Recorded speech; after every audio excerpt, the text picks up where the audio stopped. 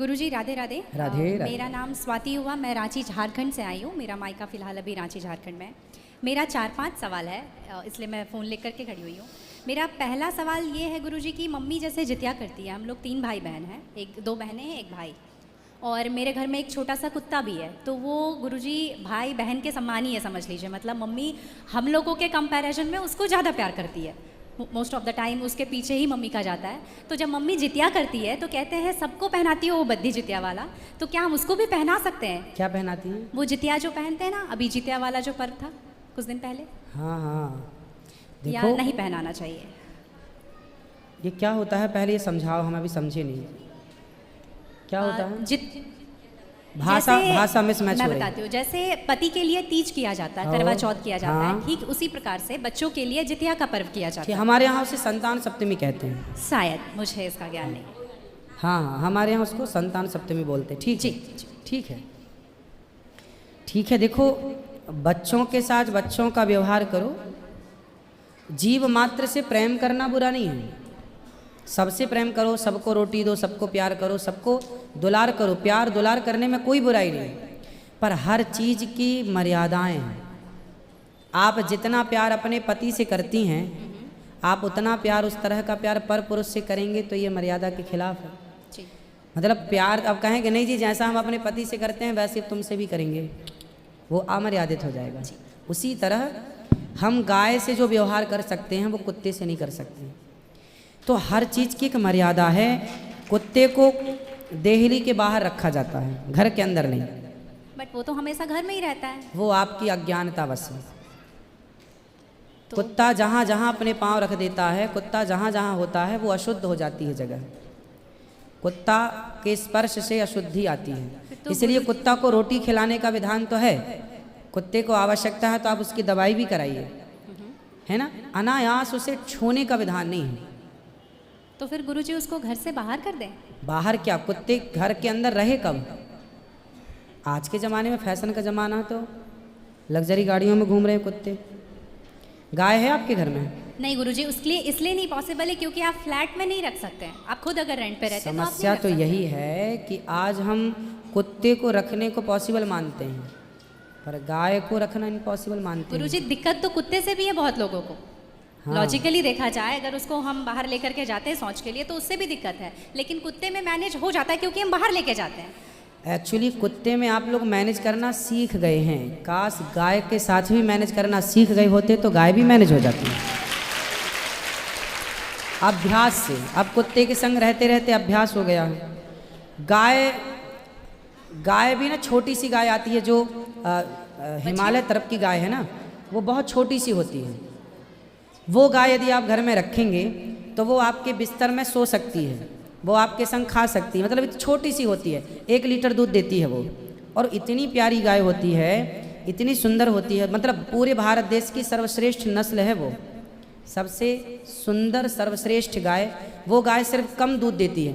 मतलब अपनी गौशाला में जितने छोटे छोटे बछड़े हैं ना, छोटे छोटे, मतलब सामान्य गैया का जो बछड़ा 1 महीने में होता है ना, उतनी बड़ी तो वो पूरी गाय होती है। मतलब उसे आप गोद में लेके जा सकते हैं।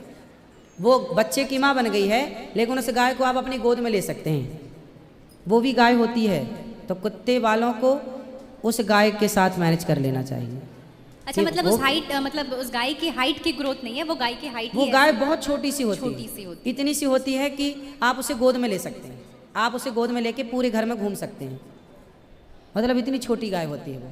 देखो, भगवान को पता था कलयुग में ऐसा होगा, इसलिए ऑप्शन दे रखा है।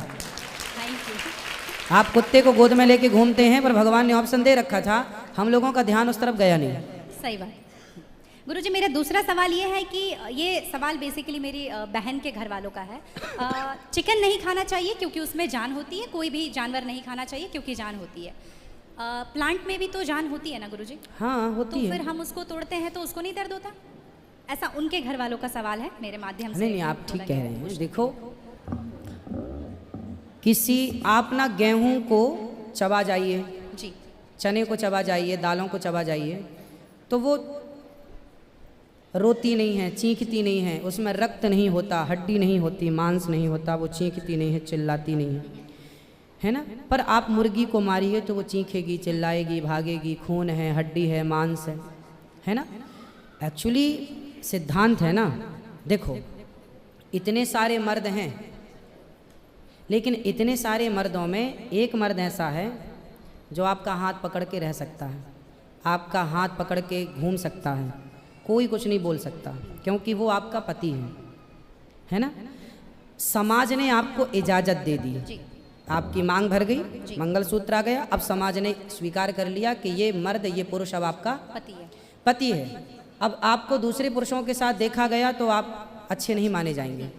तो जैसे समाज ने एक पुरुष के संग, एक स्त्री के संग इजाज़त दे दी, शास्त्र ने इजाज़त दे दी कि आप इसके साथ रह सकते, ये लीगल है, उसी तरह आपको गेहूं, चावल, अंकुरित अनाज चीज़ें, दाल, चावल, सब्जी, रोटी खाना लीगल, वेद ने आज्ञा दे दी, ये खा सकते हैं, मांस के लिए आज्ञा नहीं दी।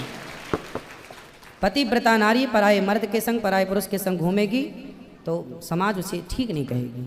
उसी तरह हमें शास्त्र आज्ञा करते हैं कि हमारे ठाकुर जी, हमारे राम फल खाते हैं, हमारे राम फल खाते हैं, दाल, चावल, साग, सब्जी, बादाम, काजू ये खाते हैं, तो हमारे राम, हमारे कृष्ण खाए, मतलब वेद ने आज्ञा दे दी कि आप ये खा सकते हैं, ये खाने का पदार्थ है। मांस शेर के लिए है, बिल्ली के लिए है, कुत्ता के लिए है। क्या आप कुत्ता हैं? क्या आप बिल्ली हैं? क्या आप शेर हैं? क्या आप चीता हैं? नहीं। फिर जब हम मनुष्य हैं तो मनुष्यवत व्यवहार करें जी। हम वो ना खाएं जो हमारे लिए नहीं है। अब मांस खाने वाले जानवर ना, आप गौर से देखिएगा, मांस खाने वाले जितने जानवर होते हैं, कुत्ता, बिल्ली, चीता, शेर, सब जीभ से चाट चाट के पानी पीते हैं जी। आपने कुत्ते को पानी पीते देखा हो? जीभ से पीते। लेकिन आप कैसे पानी पीते हैं? होंठों से पीते हैं, मुंह से पीते हैं। गाय कैसे पानी पीती है? मुंह से, जैसे हम लोग पीते, कुत्ता चाट के, बिल्ली चाट के। मतलब शाकाहारी जानवर और मांसाहारी जानवर दोनों ईश्वर ने बनाए हैं। गाय को आप मांस परोसिए नहीं खाएगी, वो बकरी को मांस परोसिए नहीं खाएगी, भैंस को मांस परोसिए नहीं खाएगी। जब जानवर जानवर होके अपने धर्म में अड़े हैं तो हम इंसान क्यों अपना धर्म छोड़ रहे हैं? अब जो मांसाहारी जानवर होते हैं उनको आप ध्यान से देखना, उनके पाँव में नाखून होते हैं, जबकि शाकाहारी जानवर के खुर पाए जाते हैं। जैसे गाय का खुर होता है, बकरी का खुर होता है, भैंस का खुर होता है, जबकि चीता का, शेर का, कुत्ते का, बिल्ली का। अब आप देखिए कि आपके ईश्वर ने पैर बनाए हैं ना तरीके से, आप मुंह से पानी पी, मतलब आपके लक्षण शाकाहार से मैच कर रहे हैं, है ना। बिल्ली के, कुत्ते के यहाँ कैनाइन दांत बड़े बड़े होते हैं मांस फाड़ने के लिए, आपके नहीं है। मतलब आप ईश्वर की तरफ से शाकाहार। और अब मैं नहीं कहता, आप मेडिकल साइंस का अध्ययन करके देखिएगा, साइंटिस्ट लोग अब सिद्ध, अभी मैं इंग्लैंड गया था, वहाँ मुझे बताया कि जो अंग्रेज लोग, इनके बाप दादी जो मांस खाते चले आए हैं, अब कुछ अंग्रेज लोग इतने जागरूक हो गए हैं कि अब वो मांस नहीं खाते। वो कहते हैं कि अब इसको खाने से बीमारियां बढ़ रही हैं, लोग परेशान हो रहे हैं। पहले के लोग जंगल में कंदमूल फल खाते थे, ये अब खाने लग गए हैं, सुअर खा रहे हैं, कुत्ता खा रहे हैं। अब बहुत सारे लोग शाकाहार की तरह जो जागरूक हैं बढ़ रहे हैं। तो आप और हम तो पहले से जागरूक हैं, तो हम क्यों अपने आप को मांसाहार की तरफ ले जाएं? क्यों किसी की हड्डी चबाएं? बताइए, हमारे यहाँ मुर्दे को छूने से लोग नहाते हैं, कितनी दुर्गंध है। अब देखो, आप गेहूँ, आप पालक काटो, गोभी काटो, है ना, मूली काटो, गाजर काटो, दाल पकाओ, कोई दुर्गंध आती है आपकी रसोई में? नहीं। लेकिन आप मुर्गी पकाओ, मुर्गी काटो, बिल्कुल वो बदबू से भर जाएगा जी। मतलब आपकी नाक भी आपको गवाह देने लग जाएगी, भाई बस कर, है ना। तो शरीर एक्सेप्ट नहीं करता, आप जबरदस्ती खिला रहे। गुरुजी, मेरा तीसरा प्रश्न ये है कि जैसे हम लोग एकादशी करते हैं और किसी दिन अगर हम बाहर रहते हैं और उस दिन एकादशी है, फॉर एग्जांपल हम आउट ऑफ स्टेशन है और उस दिन ख्याल नहीं कि एकादशी है, तो अगर हम बाहर चावल खा लेते हैं या लहसुन प्याज खा लेते हैं तो क्या वो ब्रेक हो जाता है पर्टिकुलर एकादशी उस दिन का, या पूरा कंटिन्यूड रहता है जो 108 हम कर रहे हैं? कंटिन्यू कैसे रहेगा? वो पर्टिकुलर वाला कैंसिल होता है ना जिस दिन हम खा लिए बाहर। हाँ, आपने जो खा लिया वो एकादशी भंग हो गई जी। और पीछे से जो हम कंटिन्यू जो करते आए हैं वो तो जो किया वो मिलेगा, जो आगे करेंगे वो मिलेगा। पर हमें इस बात का ध्यान रखना चाहिए। यदि आपने एक बार खा लिया, एकादशी के दिन कोई ने धोखे से कुछ खा लिया, चावल खा लिया, रोटी खा ली, बिस्किट खा लिया, तो भगवान से क्षमा मांगनी चाहिए, प्रभु अज्ञानवश हुआ, हमें क्षमा कीजिए। और फिर उतने को ही फलाहार मान लेना चाहिए, फिर कुछ नहीं खाना चाहिए।